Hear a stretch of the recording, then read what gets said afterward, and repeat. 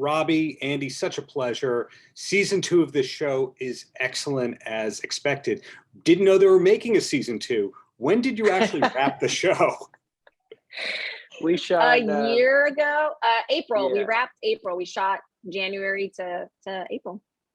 Wow. Well, before I throw a question at Robbie, Andy, my question for you, usually when you have somebody that's multi-talented, that's an actor or an actress, they want to shoehorn all that into their roles. Like we see every Travolta movie, he's dancing.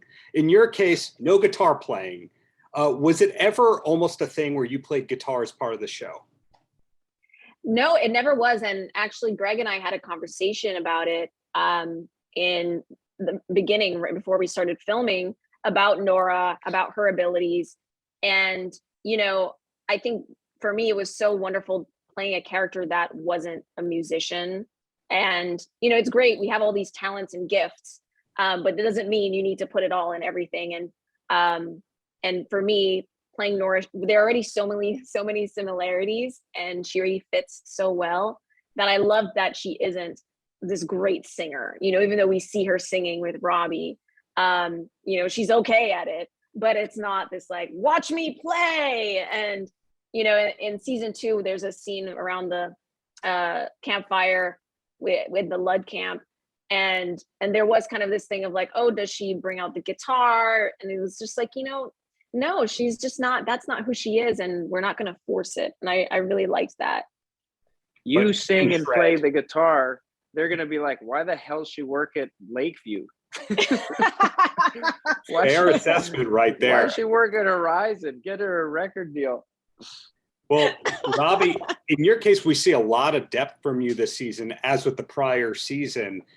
And one of the focal points is, hey, the dude's in shape, he's jacked and all that. Does a lot of effort go into that for this role? And I asked that, like, was the character written the way that we see it when you got the original script? Yeah, I read the script the first time and I thought, this is me. I like same sense of humor. The character speaks the way I speak. Greg had just like, it's just one of those rare times you read it and you just go, I can do this. And that was amazing. And I was talking about this a little earlier today in one of the interviews. They said, you know, what do you bring to Nathan and like, what would you want to bring back from Nathan to your own life? And I can't really separate the two. I'm bringing a ton of myself to this character. We have the same sense of humor. We have the same speech pattern. I have, you know, I like to think I care for my friends and family the same way that he does. New Nathan, not old Nathan. But I just relate to this guy so much. And the physical side of things, I mean, I kind of grew up playing hockey. I've always tried to stay in shape. I don't think I'm funny enough to get too out of shape.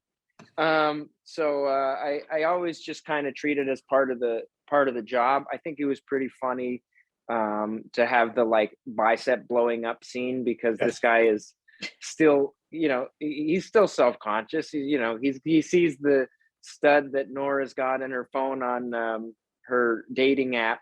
And he's like, oh no, like this is, I gotta get back into shape. So, you know, stuff like that's really fun to play with from Greg. But I think that from episode 1, I was very much like the character already. And then Greg is so good at finding in casting and through the casting process, finding these personalities that work and are innately the characters.